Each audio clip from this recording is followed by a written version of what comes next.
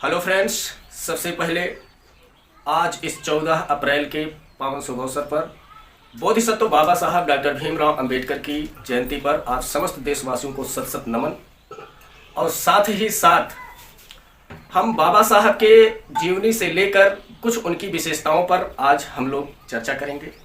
ऐसी विशेषताओं पर जो हमारे समाज में तमाम प्रकार की भ्रांतियां फैली हुई है। ठीक है दोस्तों, जैसा कि आप थंबनेल में देखे होंगे, 2-4 प्रश्न है जो समाज में सचमुच कहीं न कहीं गलत तरीके से भ्रांतियां फैली हुई है। आज हम उस पर चर्चा करेंगे, लेकिन चर्चा करने से पहले एक चर्चा तो अवश्य होगी। जैसा कि डॉक्टर भीमराव अंबेडकर का एक कोटेशन, एक विचार जो हमें बहुत पसंद है, उस विचार के विषय में जरूर चर्चा होगी। उन्होंने कहा था, क्या शिक्षित बनो, संगठित हो, तब संघर्ष करो। जी हाँ दोस्तों, किसी भी लड़ाई का यही एक स्टेप होता है, यही एक प्रोसेस होता है कि सबसे पहले आप शिक्षित बनिए और शिक्षित बनने के बाद आप संगठित हो जाइए, एकजुट हो जाइए। उसके बाद आप किसी मुद्दे के लिए, किसी चीज़ के लिए जब आप संघर्ष करेंगे तो जरूर आपको सफलता मिलेगी। सोचिए, एक बार विचार कीजिए, यदि इस कड़ी को तोड़ दिया जाए, आप शिक्षित नहीं है, संगठित नहीं है, डायरेक्ट संघर्ष कर रहे हैं, तो क्या आपको सफलता मिलेगी? तो कहीं न कहीं यदि आप इस मुद्दे पर विचार करेंगे तो आप स्वयं इसका आकलन कर सकेंगे कि इस कड़ी को तोड़ा नहीं जा सकता। इसलिए यह कोटेशन हमें बहुत पसंद है। सबसे पहले शिक्षित बनो, संगठित हो जाओ, उसके बाद संघर्ष करो। अच्छा, दूसरा कोटेशन जो बड़े चर्चे में रहता है, क्या कि शिक्षा वह शेरनी का दूध है जो जितना ज़्यादा पिएगा वह उतना ही दहाड़ेगा।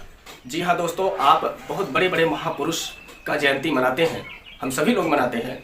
बड़े बड़े महापुरुषों के विषय में हम लोग पढ़ते हैं, सीखते हैं, अपने जीवन में उतारते हैं। लेकिन कहीं न कहीं उनके विषय में जब आप पढ़ते हैं तो हमें यही सीखने को मिलता है, अगर किसी ने कुछ भी किया है तो अपनी शिक्षा के बदौलत किया है। तो आप अगर थोड़ा सा और आगे बढ़ चढ़कर आकलन करना चाहे, विश्लेषण करना चाहे, तो आपको यहाँ मिल जा। शिक्षा में वास्तव में ताकत है दोस्तों। मैं बहुत ज़्यादा शिक्षा के विषय में विस्तार रूप से बात नहीं करूँगा, कारण कि समय बहुत ज़्यादा निकल जाएगा। और आज हमें बाबा साहब की जयंती पर कुछ विशेष मुद्दों पर चर्चा करनी है।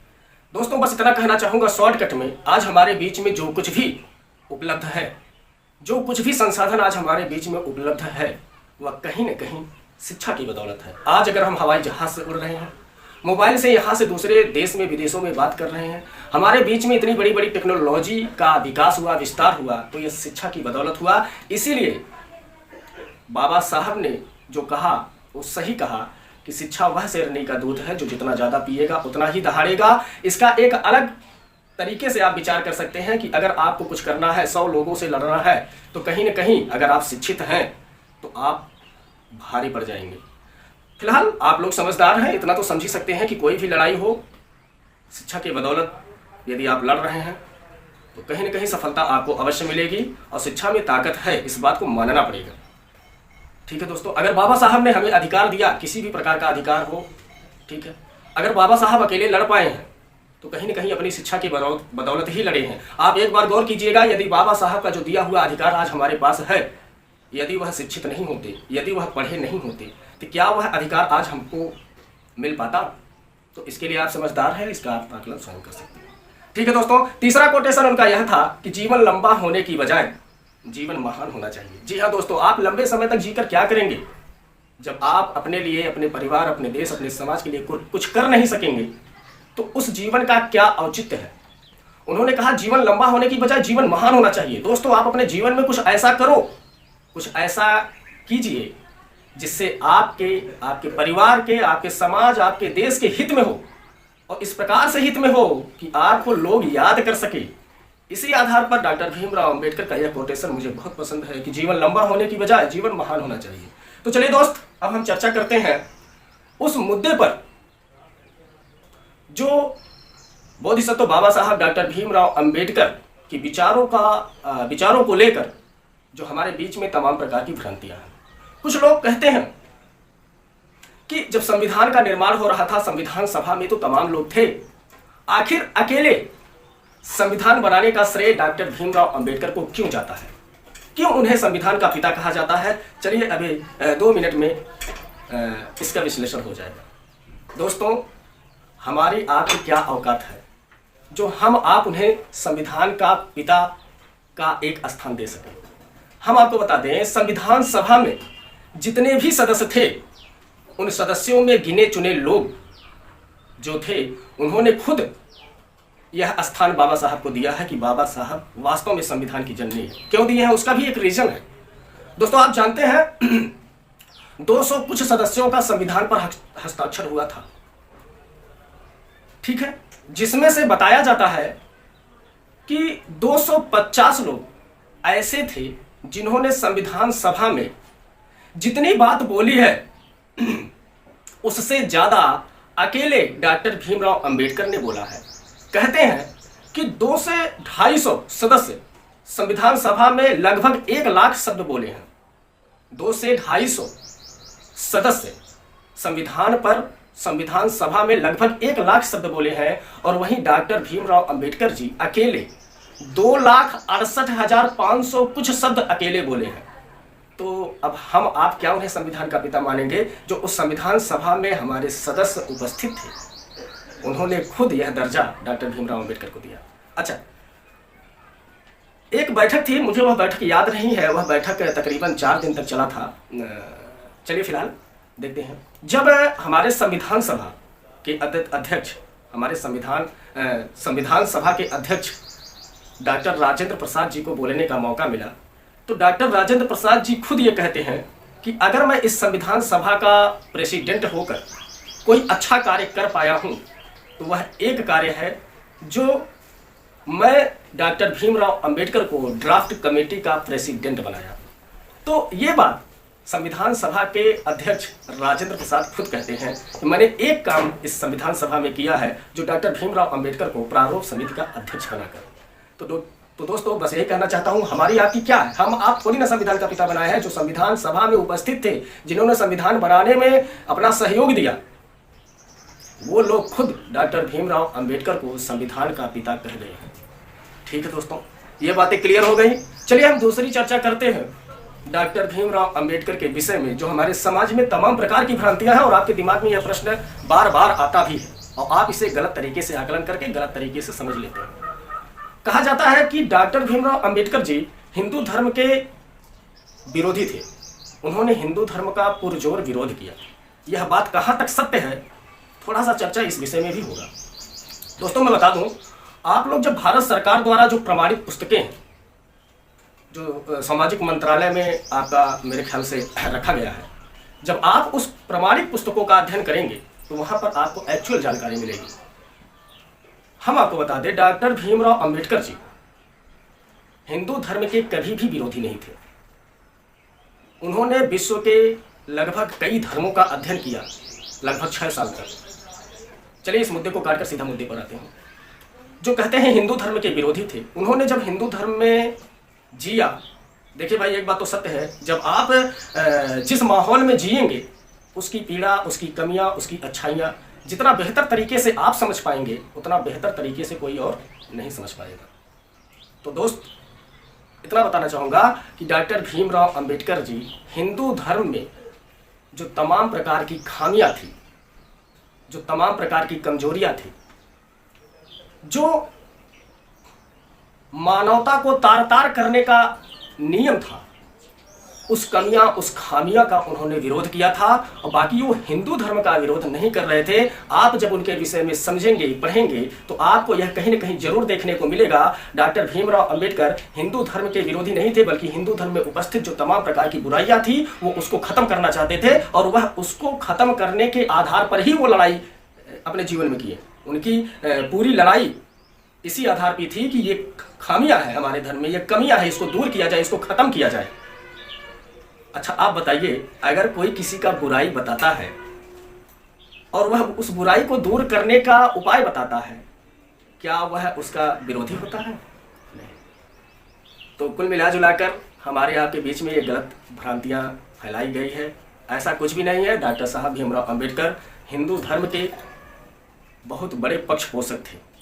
उन्होंने इस धर्म का बुराई नहीं किया, लेकिन हाँ, इस धर्म में जो कमियां थी, जो बुराइयां थी, उसका विरोध किया है। ये चीज़ नहीं होना चाहिए। उन्होंने ये भी बताया कि कैसे विश्व के अन्य धर्म आगे बढ़ रहे हैं, विस्तारित हो रहे हैं, उसका भी उन्होंने तर्क दिया। अच्छाइयाँ और बुराइयों के विषय में। तो ये था, जो लोग कहते हैं कि ये हिंदू धर्म के विरोधी थे, वो वास्तव में हिंदू धर्म के विरोधी नहीं थे, हिंदू धर्म में उपस्थित बुराइयां और कमियों के विरोधी थे, जो नहीं होना चाहिए। और भी हमारे बीच में तमाम प्रकार के प्रश्न आते हैं, जैसे कुछ लोग चर्चा करते हैं कि डॉक्टर साहब भीमराव अंबेडकर जी जो है वह स्वतंत्रता के खिलाफ थे। यह भी गलत बात है, वो स्वतंत्रता के खिलाफ नहीं थे। उन्होंने कहा कि अंग्रेजों की स्वतंत्रता से पहले हमें सामाजिक स्वतंत्रता चाहिए। कांग्रेस पार्टी के जो हमारे शीर्ष तमाम प्रकार के नेता थे, उन्होंने कहा कि आप स्वतंत्रता में भाग लीजिए अंग्रेजों के खिलाफ संघर्ष करने का। तो उन्होंने कहा कि मैं अंग्रेजों को भगाकर क्या करूंगा, अंग्रेजों ने हमें शूद्र नहीं बनाया, अंग्रेजों ने हमें दलित नहीं बनाया, हम अंग्रेजों के आने से पहले ही दलित थे, अंग्रेजों के आने से पहले से ही हमारे साथ पशुवत जैसा व्यवहार किया जा रहा है। सबसे पहले इस सामाजिक बुराई को खत्म कीजिए। सबसे पहले हम सामाजिक स्वतंत्रता चाहते हैं, उसके बाद हम ये राजनीतिक स्वतंत्रता के लिए हम भाई तैयार हैं। बस इसी बात को लेकर लोग गलत तरीके से ये भ्रांतियां फैला दिए कि डॉक्टर साहब भीमराव अंबेडकर स्वतंत्रता के खिलाफ थे। ऐसा कुछ भी नहीं है।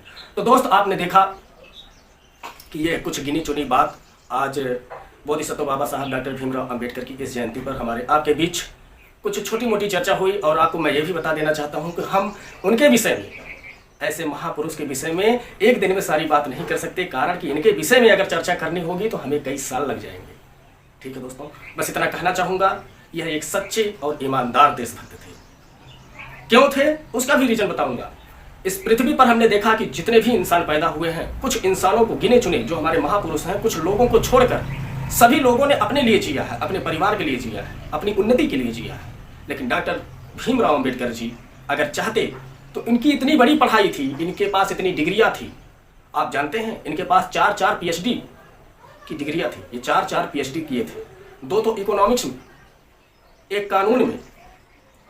तो ऐसे ऐसे जो बताया जाता है, बाबा साहब के पास 16 डिग्रियां थी। अगर ये चाहते तो ऐशो आराम की जिंदगी जी लेते, वहीं अमेरिका में नौकरी करके, जर्मनी में, जापान में नौकरी करके, लंदन में नौकरी करके आराम से अपने परिवार को चला लेते बखूबी तरीके से, बड़े अच्छे ढंग से। लेकिन इन्होंने अपना हित नहीं देखा, अपने परिवार का हित नहीं देखा। इन्होंने संघर्ष का रास्ता चुना, ऐसा संघर्ष जिसके पक्ष में उस समय कोई नहीं था। आप समझ सकते हैं, आपको समझाने की, आपको बताने की ज्यादा जरूरत नहीं है हमें।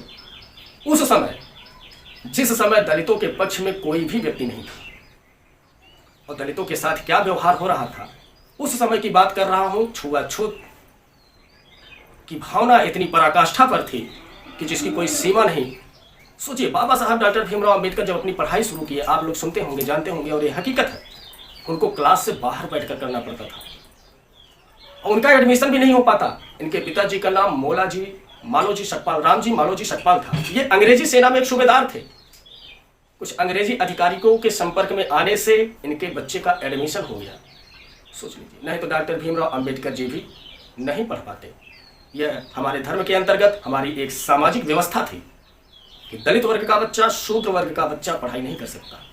तो कुल मिला जुलाकर हमने इनकी जीवनी पर तो ज़्यादा चर्चा नहीं किया, इनका जन्म कहाँ हुआ, इनके माता पिता कौन है, लेकिन हाँ, इनकी कुछ विशेषताओं के विषय में वर्णन हुई। जो कुछ ऐसे सवाल हैं जो हमारे समाज में तमाम प्रकार की गलत धारणाओं के साथ जो भ्रांतियाँ फैली हुई हैं, बस इसी छोटे मुद्दे पर हमारे आपके बीच में चर्चा हुई। एक चीज़ बता दूं अंत में, मैंने इसलिए कहा ये सबसे सच्चे देशभक्त, सबसे ईमानदार देशभक्त थे। इन्होंने अपने लिए नहीं, समूचे दलित जातियों के लिए, SC ST OBC के लिए और इस देश की 50% महिलाओं के लिए लड़ाई लड़ी और इनके हक और अधिकार के लिए अपनी पूरी जिंदगी समर्पित कर दिया। SC ST OBC और हमारे देश की 50% महिलाएं, यह केवल दलित वर्ग की महिलाओं की बात नहीं थी, केवल OBC वर्ग की महिलाओं की बात नहीं थी, ये समूचे भारत की 50% महिलाओं के हित और अधिकार की बात थी, उनके सम्मान की बात थी। इनके हितों के लिए अपनी जीवन समर्पित कर दिए। तो ऐसे व्यक्ति को हम सच्चा देशभक्त न माने तो क्या माने। ये तो हमारी आपकी विचारधारा है कि हम उन्हें एक जाति से जोड़कर हीन भावना से देखते हैं कि किस भावना से देखते हैं, ये हमारी मानसिकता है। हम आपको ये बता दें, हमारे भारत देश की बात छोड़िए, विदेशों में जाकर देखिए इनके स्टैचू को, इनकी मूर्तियों को। आपने सुना होगा अमेरिका के कोलंबिया यूनिवर्सिटी में, जो पूरे देश का शीर्ष यूनिवर्सिटियों में से एक है, उच्चतम यूनिवर्सिटियों में से एक है। उस कोलंबिया यूनिवर्सिटी में सन 2014 में डॉक्टर भीमराव अंबेडकर की वो भव्य स्टैचू उस कोलंबिया यूनिवर्सिटी के सामने बनी हुई है। आप कभी जाइए वहाँ देखिए, मैं तो गया नहीं हूँ, शायद अमेरिका जा भी ना पाऊँ। आपको एक बात बता रहा हूँ। और उस स्टैचू के नीचे लिखा गया है सिंबल ऑफ नॉलेज, ज्ञान का प्रतीक, अमेरिका में। सोच लीजिए, भारत की बात छोड़िए, विदेशों में जाकर देखिए। फिलहाल इनके विषय में जब आप पढ़ेंगे तो आपको आपकी जो प्रश्न है आप इनके हकीकत से रूबरू होते चले जाएंगे। फिलहाल अब बहुत लंबा चौड़ा बात ना करके बस इतना बताना चाहूंगा कि आप किसी भी व्यक्ति की आलोचना तभी करें जब आप उसके विषय में संपूर्ण जानकारी रखते हो। जब आप किसी व्यक्ति के विषय में संपूर्ण अध्ययन कर लिए हो, संपूर्ण जानकारी ले लिए हो, तब उस व्यक्ति का आलोचना आप करें तो ज्यादा बेहतर होगा। और जिस व्यक्ति के विषय में आपको कुछ भी नहीं पता, उस व्यक्ति के विषय में आपको आलोचना करने का अधिकार भी नहीं है। अरे सोचो एक बार, जिनके पास 16 डिग्रियां हों, जो पूरे विश्व के अपने समय में पूरे विश्व के 6 महानतम विद्वानों में से एक हों, हमारी आपकी क्या औकात कि हम आप उनकी आलोचना करें। हम आप तो उनके जूते के धूल के बराबर भी पढ़ाई नहीं किए हैं। अब इतना जान लो, कहा जाता है कि संविधान सभा में जितने भी सदस्य थे, सभी की योग्यता, सभी की पढ़ाई उनके जूतों के धूल के बराबर थी। केवल एक व्यक्ति ऐसा था जो कुछ ठीक ठाक स्थिति में थे, BN राव जी। वो पढ़ाई के मामले में कुछ ठीक ठाक स्थिति BN राव जी वही पढ़ाई के मामले में कुछ ठीक ठाक स्थिति में थे। बाकी डॉक्टर भीमराव अंबेडकर जी के सामने सभी धूल के ही समान थे। उनके जैसा हम लोग पढ़ लिए हैं। हम आप एक PhD कर लेते हैं तो फूले नहीं समाते। सोचो, इतनी बड़ी बड़ी डिग्रियां जिनके पास हो और इतने बड़े पढ़े लिखे व्यक्ति का हम आलोचना करते हैं, जिसकी औकात उनके सामने हमारी कुछ भी नहीं है। तो एक बार इस पर भी गौर कीजिए। फिलहाल चलिए दोस्त, हमारी आपकी जो चर्चा हुई, एक बार फिर से आज हमारे इस देश के इतने बड़े महापुरुष की जयंती है और इस जयंती पर अंतिम समय में एक बार फिर से तहे दिल से आपको इस 14 अप्रैल बोधिसत्व बाबा साहब डॉक्टर भीमराव अंबेडकर की जयंती पर आप समस्त देशवासियों को सत सत नमन करता हूं। और इन्हीं बातों के साथ हम अपनी बातों को विराम देता हूं।